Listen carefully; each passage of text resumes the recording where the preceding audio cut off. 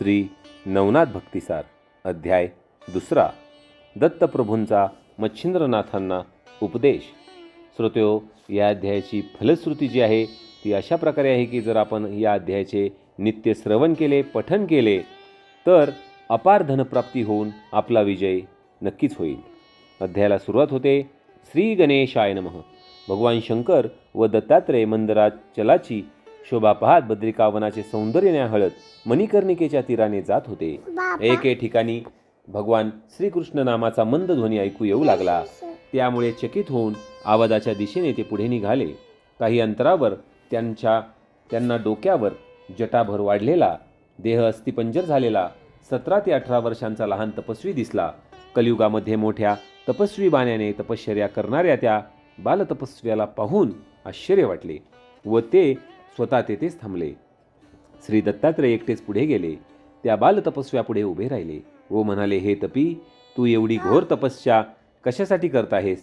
ते मधुर शब्द ऐकून ध्यानस्थ मच्छिंद्रनाथांची तंद्री भंग झाली. त्यांनी मोठ्या प्रयासाने डोळे उघडले.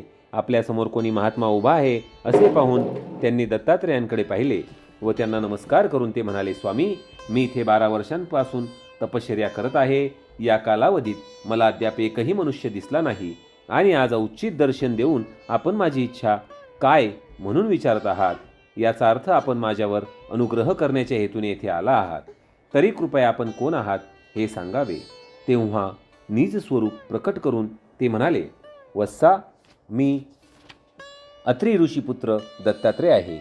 मला सांग की हे तप तू कशासाठी करत आहेस? हे ऐकून मच्छिंद्रनाथांना आनंद झाला.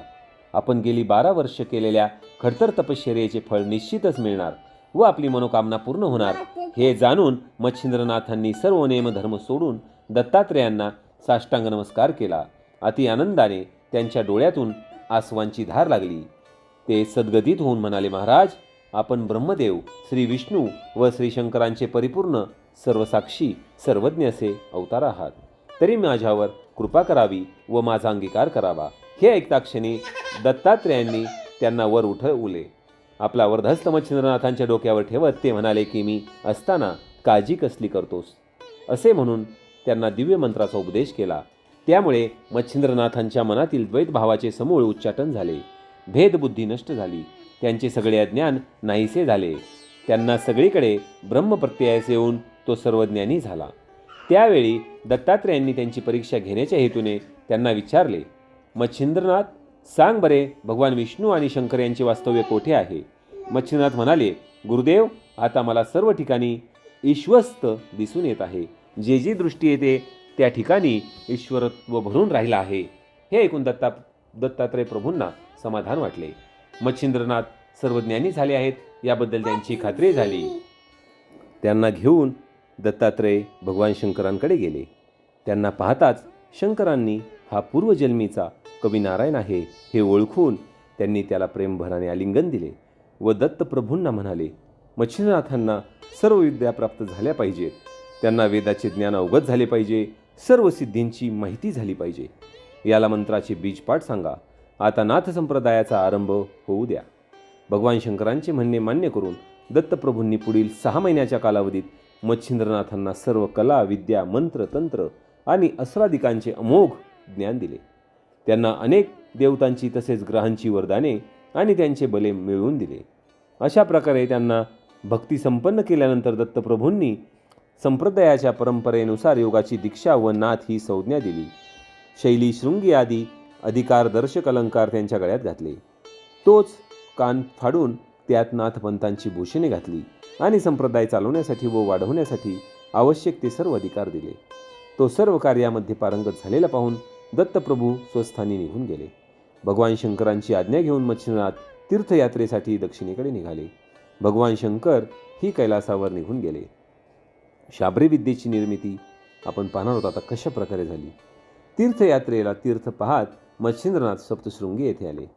जगदंबेचे हे जागृत देवस्थान मच्छिंद्रनाथांनी तिथे दर्शन घेतले. अत्यंत भक्तीने भजन, पूजन, स्तवन केले. त्यावेळी संकटकाळी उपयुक्त व्हावे असे एखादे दिव्य स्तोत्र लोकांसाठी रचून ठेवावे असा विचार आला. परंतु हे पवित्र आणि कठीण कार्य जगदंबेच्या कृपा आशीर्वादाशिवाय पूर्ण होणार नाही. देवी सर्वस्वी अनुकूल झाली पाहिजे. म्हणून त्यांनी माता अंबेसमोर 7 दिवस व्रतस्थ राहून अनुष्ठान केले. ते कडक अनुष्ठान पाहून अंबा प्रसन्न झाली. तिने नाथांना दर्शन दिले. ती म्हणाली, बाळा, हे अनुष्ठान तू कशासाठी करत आहेस? तुला कसली इच्छा आहे? माता अंबेला पाहून मच्छिंद्रनाथांनी तिला प्रथम साष्टांग नमस्कार केला व म्हणाले, माते, तुझ्या कृपाशीर्वादाने लोक कल्याणासाठी शाबीर विद्येचे कवित्व करावे अशी माझी इच्छा आहे आणि या कार्यात यश मिळावे म्हणून मला तुमचे सहाय्य पाहिजे.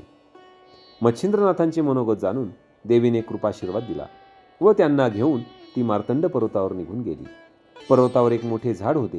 त्या ठिकाणी त्यांच्याकडून बीजमंत्रांनी विधियुक्त हवन केले. त्याच प्रभावाने ते झाड सुवर्णमय बनले. त्यांच्या प्रत्येक फांद्यावर प्रत्येक प्रकारची दैवते उपदैवते बसली होती. देवीने मच्छिंद्रनाथांना त्या सर्वांचा परिचय करून दिला. ती सर्व दैवते मच्छिंद्रनाथांकडे पाहत होती, परंतु बोलत नव्हती. त्यामुळे मच्छिंद्रनाथ संभ्रमित झाले.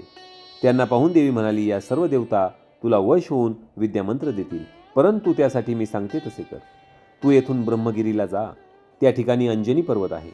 तेथून काचित नावाची नदी दक्षिणेकडे वाहते. त्या नदीच्या काठावर हत्तीच्या पावलाच्या आकारा एवढी 100 कुंडे एका रांगेत आहेत. ते महाकालीचे स्थान आहे. त्या ठिकाणी गेल्यावर तू त्या देवीचे दर्शन घे. पुढे कुंडाच्या दिशेने जाताना तुला मार्गातच सुकलेली पांढरी वेल दिसेल. ती शुक्ल वेल तोडून वेलीचा एक एक तुकडा प्रत्येक कुंडाच्या स्वच्छ पाण्यात टाक. असे शेवटपर्यंत करत जा. परतीच्या मार्गावर प्रत्येक कुंडातील वेलीच्या तुकड्याचे बारकाईने निरीक्षण कर. ज्या कुंडातील टाकलेला वेलीचा तुकडा सजीव झालेला दिसेल त्या कुंडातील स्वच्छ पाण्याने स्नान कर. त्यातील थोडे पाणी प्राशन कर. त्यामुळे तुला मूर्छा येण्याचा संभव आहे, पण त्यामुळे घाबरून जाऊ नकोस. मूर्छा जाईपर्यंत सूर्याच्या 12 नावांचा जप करत राहा, ज्यामुळे सूर्यनारायण तुला दर्शन देतील. सूर्याला नमस्कार करून तू त्याच कुंडातील पाणी काचेच्या कुपीत भरून येथे पुन्हा ये. पुन्हा एकदा सूर्याच्या 12 नामाचा उच्चार करून ते पाणी ह्या झाडास घाल. त्या योगे एक एक देवता प्रसन्न होऊन तुला ज्ञान देतील.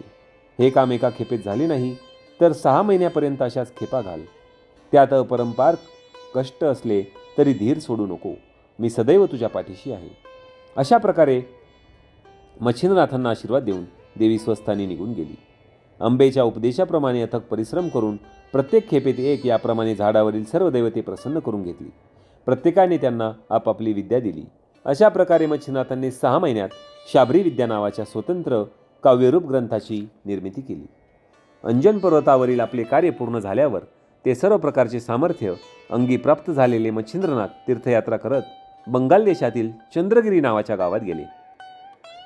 बंगाल देशातील चंद्रगिरी नावाच्या गावात सर्वोपदय नावाचा एक वशिष्ठ गोत्री गौड ब्राह्मण राहत असे. तो सत्शील, सदाचारी व यज्ञकर्मात प्रवीण महाकर्मठ होता. त्याची पत्नी सरस्वती अत्यंत सुंदर, सद्गुणी, सरळ, सुशील स्वभावाची होती. पोटी पुत्र संतान नसल्याने ते उभयंता पती पत्नी उदास, दुःखी असे मूलबाळ होण्यासाठी त्यांनी केलेले सर्व प्रयत्न त्यांचे व्यर्थ ठरले होते. एके दिवशी मच्छिंद्रनाथ भिक्षेकरता दयाळ ब्राह्मणाच्या दारासमोर उभे राहिले. अलख निरंजन म्हणून भिक्षेसाठी साथ घातली. ते ऐकून सरस्वती लगबग बाहेर आली. मच्छिंद्रनाथांना पाहून हा कोणी योगी दिसतोय असा विचार करून त्यांना बसायला आसन दिले. भिक्षा घातली. नमस्कार केला. स्वामी, मला मूलबाळ नसल्यामुळे मी व माझे पती अत्यंत दुःखी निराश आहोत. त्यासाठी काही व्रत उपाय सांगा आणि मला एखादी अपत्य तरी होऊ द्या. हे ऐकून मच्छिंद्रनाथांचे अंतःकरण कळवळले. त्यांनी झोळीत हात घालून चिमूटभर विभूती काढली. ती सूर्यमंत्राने भारली. पुढीत बांधून सरस्वतीला देत म्हणाले, आई, ही सूर्यमंत्राने भारलेली विभूती आहे. हिला राख समजू नकोस. रात्री झोपण्यापूर्वी श्रद्धेने भक्षण कर. यामध्ये सूर्यशक्तीचा वास आहे. त्या प्रभावाने तुला सद्गुणी पुत्र होईल. त्याची ब्रह्मांडात कीर्ती पसरेल. तो चिरंजीव राहील. तो 12 वर्षांचा होईल तेव्हा मी स्वतः पुन्हा येईल. त्याला उपदेश देईल. अशा पुत्र लाभाने तू जगात भाग्यवती होशील. असे तिला सांगून मच्छिंद्रनाथ तेथून निघून गेले. सरस्वतीला ते मंतरलेले भस्म मिळाले. त्याचा अत्यंत आनंद झाला. तिने ते भस्म पदरात बांधले. हा सर्व प्रकार घडला तेव्हा तिचा पती सर्वोदोपाय घरात नव्हता. म्हणून तिने ही घटना शेजारणीस जाऊन सांगितली. तेथे जमलेल्या दुसऱ्या बायकांनी तिला, असे कानफाटे साधू बोंधुगिरी करतात. ते चेटूक जादूटोना करून बायकांना आपल्या नादी लावतात. त्याचा गैरफायदा घेतात. अशा भोंदू साधूपासून सावध राहण्याचा सल्ला दिला. राग खाऊन का मुले होतात? हे ऐकून सरस्वतीच्या मनात शंका आली. तिने घाईने घरी येऊन ती विभूतीची पुडी, गायीचे शेण टाकण्यासाठी केलेली जागा होती त्या उकिरड्यावर ती विभूती टाकून दिली व सर्व काही विसरून गेली.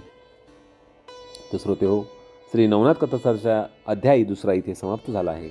पुढील अध्यायात आपण पाहणार आहोत की त्या ज्या विभूतीत हरिनारायणांचा कसा संचार होणार आहे आणि मारुती मच्छिंद्रनाथांचे युद्ध कशा प्रकारे होणार आहे. तर भेटूया लवकरच पुढील व्हिडिओमध्ये. अलख निरंजन आदेश.